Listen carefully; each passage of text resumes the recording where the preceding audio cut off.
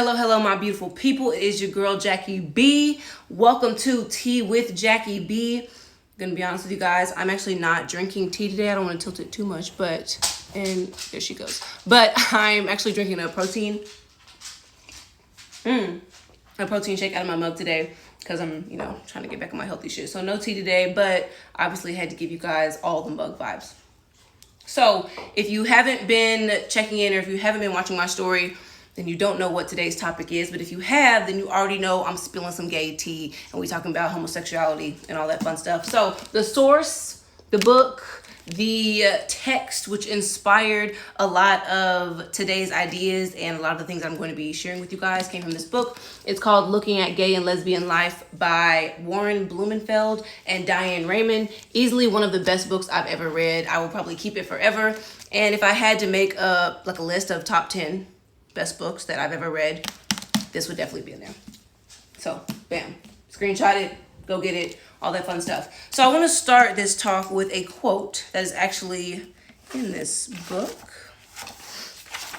And I love this quote just because I love quotes and I think it's worded really well. But for those of you who wonder why I find it important to talk about this or what kind of inspired me to talk about this, I think that this quote kind of explains it. So it says, "It is sometimes said that we fear that which we do not understand, that it is the mysteriousness of what is other than that provokes our fear of it. If this is the case, then social taboos about homosexuality can only serve to increase homophobia and to deepen people's fears about it." So to summarize that, or to put that in English, what that's essentially saying is there is a lot about homosexuality that is misunderstood, and there is a lot of misinformation out there that is being spread and that people are believing. And this misunderstanding of it and these wrong conceptions of it are the root of a lot of the fears that we have towards homosexuality in today's time. Because of that, I have no choice but to be vocal, and I have no choice but to talk about it and kind of share my tea and share my 2 cents, because the homophobia is making me sick. I know it's making all the other gay people out there sick, so let's nip that shit in the bud.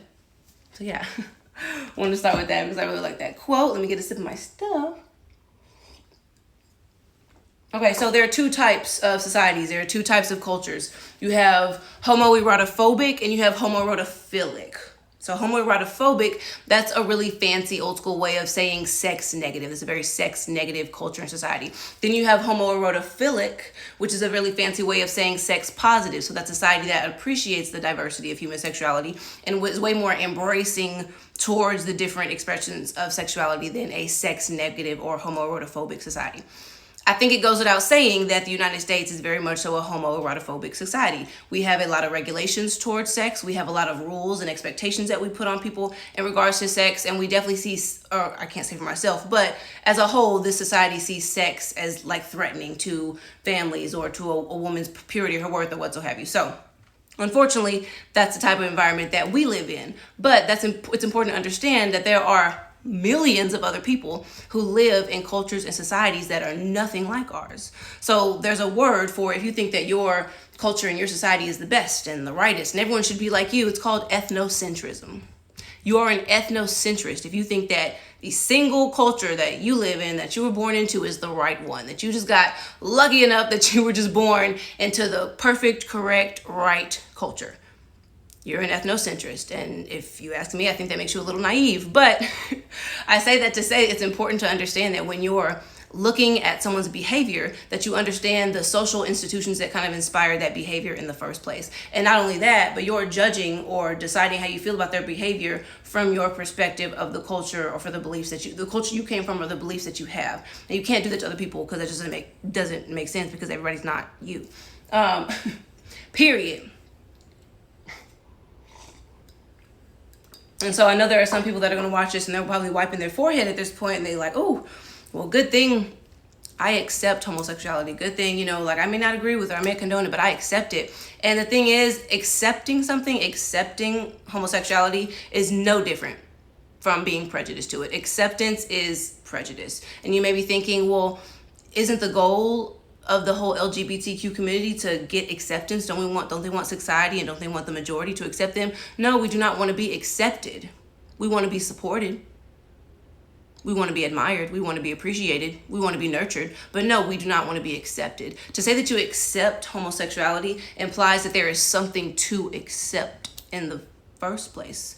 There's nothing to accept. It is what it is. We don't need you to accept us. But like I said earlier, we want the homosexuality community does not need acceptance. It needs support. Work for us just like you would for any other minority group. We want admiration. It takes a lot of strength and courage to come out and be openly gay or openly homosexual. Use that as inspiration to take a look at your own acts and your own thoughts and your own belief systems and be just as courageous about them or be just as bold. We want to be appreciated. Sorry, y'all, have notes here and shit, so I don't forget, because y'all, I just be going. We want to be appreciated. Value the diversity of others. It's important that you value the diversity of the people that are in your community and value the fact that homosexual people are a part of that diversity. And lastly, like I said, we want to be nurtured. We want to feel nurturance. We're indispensable to society. And if you think otherwise, ring, ring, ring, ring, ring, ring, ring, there's that ethnocentric alarm going the fuck off. Watch it. Check yourself. And that really goes for if you feel like you can't do any of those things. If you feel like you can't support, admire, appreciate, or nurture someone who identifies as a homosexual, well, then you're either an ethnocentrist or you're a homophobe. And those two you'll usually go hand in hand. And it's really unfortunate that there are people who see being gay as something wrong or unnatural, because humans are animals. I don't know if y'all forgotten that. I will never forget that, because I think it's a really kind of an interesting fact. But humans are animals.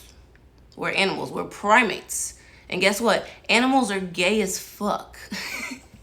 Animals are super gay. Just to give you a very short list of the long list of animals and species that express homosexuality, you got rabbits, antelope, goats, horses, lions, elephants, dogs, hyenas, and I think like 10 different types of fly or some shit. But yeah, there's so many animals that are gay, bro. What the fuck makes y'all think that we're excluded from that? Sips water. Not sips tea, but sips water.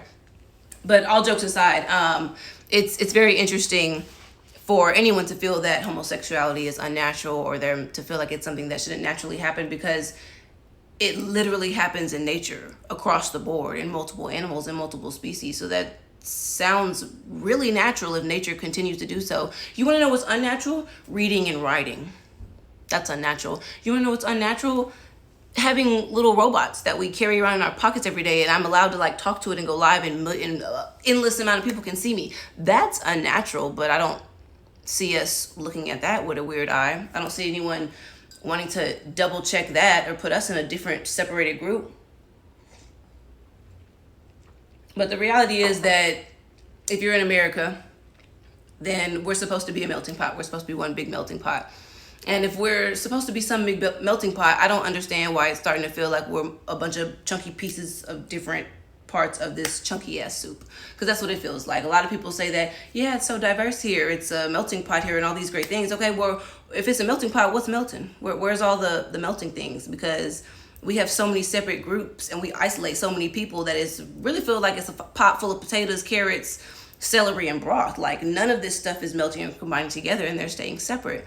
And so the reason, going back to what I said in the beginning, is one reason I feel so inclined, or what's what I'm looking for? Yeah, I'll use inclined. That'll work for now. One reason I feel so inclined to be so vocal about things like this is somebody has to be. There is a group of people that have to say something. Like you have to speak up. You have to check people. You have to correct people on their biases. You have to point out people's fallacies. You have to be logical when society is really attempting to put you in a box because it's being illogical. And I would love for us to really be a melting pot. I would love for everyone to get along and us all just be one, and you know, all that hippie shit. That's great. And I hope that happens one day. Realistically, probably one in my lifetime, but I'm claiming the reality that one day it does. But I say all that to say, because this is definitely a book that I want to talk about more, and there's so many more topics in here that I want to bring up and talk about. Like, I really could go on forever. I just did my best to pick my main, most important themes. But the main takeaway that I want you guys to take away from this is that everything about the culture and society that you live in, that you grew up in, everything you know about that society, everything you know about who you are was a part of a socialization process. There are a certain set of beliefs, conditions, ideas that we are taught as children and raised with. But there are so many different types of cultures around the world that there is no possible logical way for any one person to feel comfortable saying that the one that they were born in is the correct, right, truest, purest one. That makes no sense. And so when you're looking at other people's behavior and you're deciding that you're going to judge someone else's behavior or feel like someone else's behavior isn't worthy or is sinful or is bad or is inappropriate, you have to understand that you're looking at that behavior and you're looking at that thing from the eyes of someone who was raised a certain way and to be a certain way. That doesn't make that certain way right, and it doesn't make that certain way factual.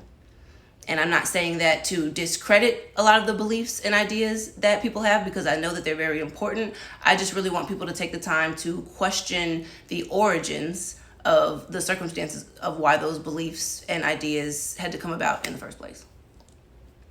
Bam. Whew.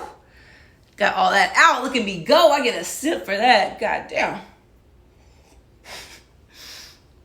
So, with all that being said, I hope you guys have an amazing Tuesday. I will be sharing this on my page so that you can go back and watch it, share it with friends, save it, all that good stuff to help your girls' engagement get uppity, up. If it's up, then it's up. Y'all have a good Tuesday. And that's the tea with Jackie B.